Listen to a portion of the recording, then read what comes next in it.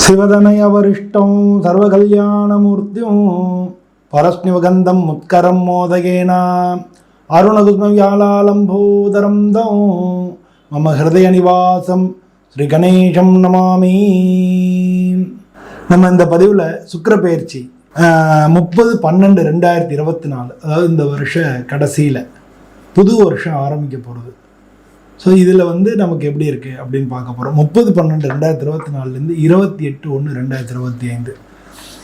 ஏன் சுக்கிரனை மெயினாக பார்க்குறோன்னா, சுக்கிரன் ஒருத்தருடைய சுக்கிர தசை அடிக்குன்னு சொல்லுவாங்க இல்லையா. சுக்கிரன் ஒருத்தருடைய ஜாதகத்தில் இருந்தால் அவருடைய லைஃப்பில் பலவிதமான விஷயங்களுக்கு முன்னேற்றங்கள் இருக்கும். பொதுவாக திருமணம், குழந்தை பாக்கியம், அது மாதிரி வேலை, வீடு, வாகனங்கள், இது எல்லாத்துக்கும் அவர் தான் காரணமாகிறார். கடகராசின்னு காலபுருஷத்தில் 4வது வீடாக இருந்தாலும் இந்த ராசி கைதேவதி சந்திரன். அதனால் எப்போவுமே பார்த்துங்க, மனசில் ஒரு ஓரத்தில் ஏதானும் நைன்னு பிரச்சனை இருக்கும், ஒரு ஓரத்தில் சோகம். அன்புள்ளம் கொண்ட தனுசு ராசி அன்பர்கள் அனைவருக்கும் எனது பணிவான வணக்கங்கள். தனுசு ராசி அப்படின்றது காலபுருஷத்தில் 9வது வீடு. இந்த ராசிக்கு அதிபதி குரு பகவான். இந்த ராசியில் இருக்கக்கூடிய நட்சத்திரம் மூலம், பூராடம், உத்திராடம் இதெல்லாம் இருக்கு. இந்த ராசிக்காரங்க பொதுவாகவே இந்த ராசிக்காரங்களை புகழ்ந்து இவங்கள்ட்ட காரியம் சாதிச்சிடலாம். ஆனால் என்ன அப்படின்னா, இவங்க ரெட்டை மனநலம் உள்ளவங்க.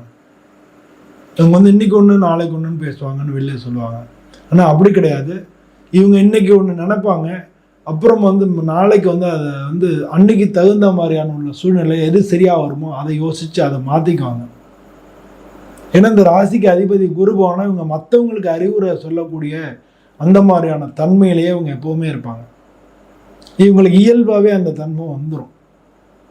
ஸோ அதனால இவங்களுக்கு யாரும் போய் புத்தி சொல்லி இவங்களை திருத்திடலாம் முடியாது. இவங்களே நினச்சி திருந்தினா தான் உண்டு.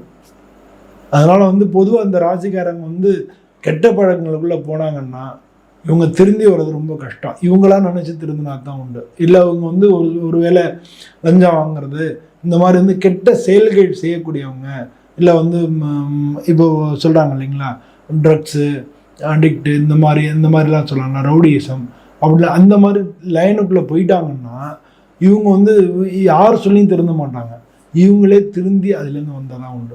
அதுக்காக சொல்ல வரேன். திருத்திட முடியாது இவங்களை. ஒரு சில பேர் திருத்திர சொல்லி ஆமான்னு உணர்ந்து வந்துடுவாங்க. இவங்க கேட்டால் தானே உணர்றது, கேட்கவே மாட்டாங்க. அது மாதிரி நல்லவங்களாக இருந்தாலும் இவங்க மாதிரி இருக்க முடியாது. நல்ல தன்மையில் இருக்கக்கூடிய விஷயங்களை புரிஞ்சுட்டு இவங்க அதுலேயும் நல்ல முன்னேற்றமான போகக்கூடியவங்களாக தான் இருப்பாங்க. இவங்களுக்கு சுக்கிரன்றது 6வது வீட்டுக்கும் லாபஸ்தானம்னு சொல்கிறாங்க. 11வது வீட்டு லாபாதிபதியாகவும்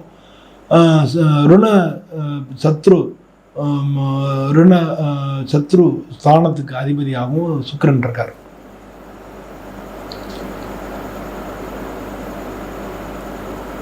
ஏன்னா 6வது வீட்டுக்கு அதிபதி இப்போ இது வரைக்கும் 2வது வீட்டில் இருந்தார். அவர் 3வது வீட்டுக்கு போகிறாரு. அதனால் உடல்நிலை சம்பந்தமான விஷயங்களையும், எதிர்ப்பு சம்பந்தமான விஷயங்கள்லையும், இல்லை இன்னும் முன்னேற்றம் சம்பந்தமான விஷயங்கள்லையும் இந்த காலகட்டங்களில் இவங்க யோசிக்கிறதுக்கான சான்சஸ் அதிகமாக இருக்குது. அதுதான் இவங்களுக்கு அதிகமான யோசனையாக இருக்கும். இந்த சுக்கிரன் பயணிக்கக்கூடிய நட்சத்திரங்கள்னு பார்த்தோம்னா, முதல்ல செவ்வாயோட நட்சத்திரத்தில் பயணிக்கிறாங்க. செவ்வாய் இவங்க ராசிக்கு 5/12க்கு அதிபதியாக இருக்காங்க. ஸோ இந்த காலகட்டங்களில் செலவினங்கள் அதிகமாக இருக்கும். இவங்களுக்கு செலவினங்கள் அதிகமாக இருக்கும். 30ஆம் தேதியிலேருந்து 4ஆம் தேதி வரைக்கும் செலவினங்கள் உங்களுக்கு கட்டுப்படுத்த முடியாததாக இருக்கும். அதே மாதிரி மன சந்தோஷங்களும் உங்களுக்கு அதிகரிக்கும். மன சந்தோஷங்கள் மூலமாக உங்களுக்கு செலவினங்கள் அதிகரிக்கும். அதாவது டூர் போகிறது, வெளியில் செலவு பண்ணுறது, குடும்பத்தோடு ஜாலியாக இருக்கிறது, இந்த மாதிரியான விஷயங்களுக்கு செலவு பண்ணுவாங்கன்னு சொல்கிறேன்.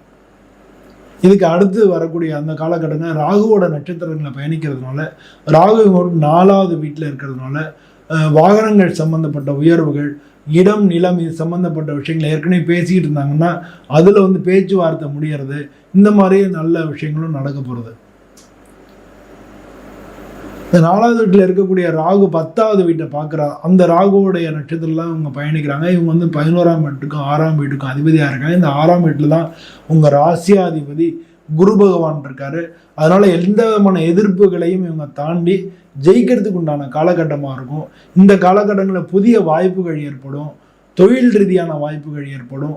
அதெல்லாம் நீங்கள் வந்து அது மாதிரி நல்ல மதிப்பு மரியாதைகள் கிடைக்கிறதுக்கான சான்சஸ் அதிகமாக இருக்குது. ஏன்னா சுக்கிரனுடைய வீட்டை குரு இருக்கிறதுனால உங்களுடைய மதிப்பு மரியாதைகள் செல்வாக்கு இதெல்லாம் அதிகரிக்கும், தடைகளை மீறி அதிகரிக்கும். தொழில் பண்ணுறவங்க பிஸ்னஸ் பண்ணுறவங்களா இருந்தீங்கன்னா உங்களுக்கு வந்து நீங்களும் அது மாதிரி புது வாய்ப்புகள் கிடைக்கும். நீங்கள் வந்து புதிய ஆர்டர்ஸ் கிடைக்கும். அது மாதிரி வந்து புதிய ஆட்கள் மூலமாக உங்களுக்கு பிஸ்னஸ் ரீதியான உயர்வுக்கு வேண்டிய அத்தனை விஷயங்களும் கிடைக்கும். இதுக்கு அடுத்து வரக்கூடிய காலகட்டங்களில் உங்களுடைய குருவோடைய நட்சத்திரத்திலே வேற பயணிக்க போகிறாரு. அதனால் இந்த காலகட்டங்கள் வந்து தனுசு ராசிக்கு நல்ல உயர்வான காலகட்டங்களாக இருக்கும். முதல்ல இருக்கக்கூடிய 4ஆம் தேதி வரைக்கும் செலவினங்கள் ஏற்படலாம். அதுக்கு அடுத்து வரக்கூடிய புதிய வாய்ப்புகள் ஏற்படலாம். 17ஆம் தேதி 28ஆம் தேதி வரைக்கும் பொருளாதார ரீதியான முன்னேற்றங்கள் ஏற்படும், பொருளாதார ரீதியான வாய்ப்புகள் ஏற்படும், பொருளாதாரத்தில் நல்ல சான்சஸ் கிடைக்கும். இதெல்லாம் இந்த காலகட்டங்களில் நடக்கக்கூடியதாக இருக்குது. அதனால் குடும்பமும் சந்தோஷமாக இருக்கக்கூடிய குடும்ப பெண்களுக்கு பார்த்திங்கன்னா உடல்நிலை சம்பந்தமான விஷயங்கள் ஆல்ரெடி உங்களுக்கு பிரச்சனைகள் இருக்கும், அதெல்லாம் இப்போ தீரும். இப்போ நல்ல உற்சாகமாக இருப்பீங்க. இந்த காலகட்டங்களில் உங்களுக்கு வேண்டிய விஷயங்கள் கிடைக்கும். நீங்கள் எதை எதிர்பார்த்தீங்களோ அதெல்லாம் கிடைக்கும். உங்களுக்கு வந்து ட்ரெஸ்ஸு வேற என்ன எதிர்பார்க்க போகிறீங்க? இடம், வீடு, வாகனம், வஸ்திரம், இதான் நீங்கள் எதிர்பார்க்க போகிறீங்க. வஸ்திரம்னா ட்ரெஸ்ஸு, இது எல்லாமே உங்களுக்கு கிடைக்கும். அணிகலன்கள் வாங்கிறதுக்கான வாய்ப்புகள் நிறையா இருக்குது. ரொம்ப ரேராக வீடு வாங்கிறதுக்காக கடன் அப்ளை பண்ணியிருந்தீங்கன்னா கடன் கிடைக்கிறதுக்கு வாய்ப்பு சான்சஸ் அதிகமாக இருக்குது. இந்த காலகட்டங்களில் கடன் சேங்ஷன் ஆகிடும். ஸோ இதெல்லாம் வந்து குடும்ப பெண்களுக்கு. மாணவர்களுக்கும் நல்ல காலகட்டமாக இருக்குது. 4வது வீட்டுக்கு அதிபதி குரு பகவானுடைய நட்சத்திரத்தில் சுக்கிரன் இந்த காலகட்டத்தில் பயணிக்க போகிறார். அதனால் நீங்கள் வந்து உங்களுக்கு நல்ல படிப்பில் வந்து ஒரு உற்சாகம் இருக்கும், புதுசாக படிக்கணும்னு இருக்கும். படிப்பில் உங்களுக்கு நிறைய பேர் ஹெல்ப் பண்ணுறதுக்கு வருவாங்க. நீங்கள் சந்தேகங்கள் எது இருந்தால் அதெல்லாம் கிளியர் பண்ணுவாங்க. இப்படி தான் படிக்கணும், இந்த மாதிரி வேலைக்கு போகணும் அப்படின்ற ஆர்வம் உங்களுக்கு அதிகமாக இருக்கும். அதனால் படிப்பில் வந்து இந்த காலகட்டங்கள் உங்களுக்கு மிக நல்ல காலகட்டங்களாக இருக்குது. அதை யூஸ் பண்ணிட்டு நல்லா படிக்கணும். ஸோ இது மாதிரி தனுசு ராசி அன்பர்களுக்கு இந்த மாதிரி காலகட்டங்கள் இருக்கும். இவங்களுடைய ராசிக்கு அதிபதி குரு பகவான்றதுனாலையும் இப்போ நம்ம சுக்கிரனுக்கு வழிபடுறதுனாலையும் நீங்கள் இந்த காலகட்டங்களில் நிச்சயமாக வந்து அது மட்டும் இல்லாமல் சனிபகவானோட சேரப்போகிறார். 3வது வீட்டில் சனிபகவானோட சுக்கிரன் சேரப்போகிறார். ஆனால் மனசில் பயம் நீங்கி ஒரு உற்சாகமான காலகட்டங்கள் நடக்கும். ஆனால் உடல்நிலை சம்பந்தமான பயங்கள் இருக்கும். உங்கள் ராசியாதிபதி 6ல் சுக்கிரனுடைய வீட்டில் தான் இருக்கார். ஸோ அது மட்டும் இல்லாமல் இதே 18ஆம் தேதிக்கு மேலே உங்களுக்கு 5-12க்கு அதிபதி செவ்வாய் 7லேருந்து உங்களை பார்க்குறாரு. அதனால் இந்த ராசியை சேர்ந்த பெண்களுக்கெல்லாம் திருமண வாய்ப்புகள் கிடைக்கும். ஆண்களுக்கு இல்லை, பெண்களுக்கு திருமண வாய்ப்புகள் கிடைக்கிறதுக்கு, இந்த ராசியை சேர்ந்த பெண்களுக்கு திருமண வாய்ப்புகள் கிடைக்கிறதுக்கு சான்சஸ் அதிகமாக இருக்குது. தை மாதம், தை பிறந்தா வைப்பிழக்குன்னு சொல்லி தையில் வந்து அவங்களுக்குலாம் சான்சஸ் அதிகமாக இருக்குது. ஸோ பொதுவாக வந்து இந்த ராசிக்கு அதிபதி குரு பகவான்றதுனாலையும் ஒரு சுக்கிரனுடைய வீட்டில் நிற்கிறதுனாலையும் நீங்கள் வந்து அம்மன் கோயிலில் போய் பௌர்ணமி அன்னைக்கு பாலாபிஷேகம் பண்ணி வேண்டினீங்கனாலே, பௌர்ணமி பூஜைகளை கலந்துக்கிறது இதெல்லாம் பண்ணிட்டீங்கனாலே இந்த காலகட்டங்களில் மிக நல்ல பலன்கள் கிடைக்கும். மனசு உற்சாகமாக இருக்கும், உடல்நிலையில் முன்னேற்றம் ஏற்படும், பொருளாதார ரீதியான முன்னேற்றமும் உங்களுக்கு ஏற்படும். பொதுவாக வந்து அம்மனை வணங்கிறது நல்லது.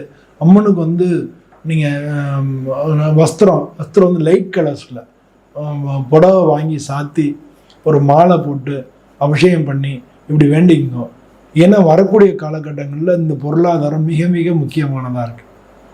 அதனால் வந்து நீங்கள் அம்மனுக்கு புடவை வாங்கி சாத்தி ஒரு நல்ல மாலை போட்டு பாலாபிஷேகம் பண்ணி நல்ல மாலை போட்டு கொஞ்சம் பொங்கல் போட்டு 4 பேருக்கெல்லாம் கொடுத்து இந்த மாதிரி வணங்குறது மிக நல்ல பலன்கள் நிச்சயமாக கொண்டு வந்து கொடுக்கும். தனுசு ராசி அன்பர்கள் அனைவருக்கும் வரக்கூடிய காலகட்டங்களில் மிக நல்ல பலன்கள் கிடைக்குன்னு சொல்லி சுவாமியை பிரார்த்தனை பண்ணிட்டு உங்கள்கிட்ட விடைபெறுகிறேன். நன்றி, வணக்கம்.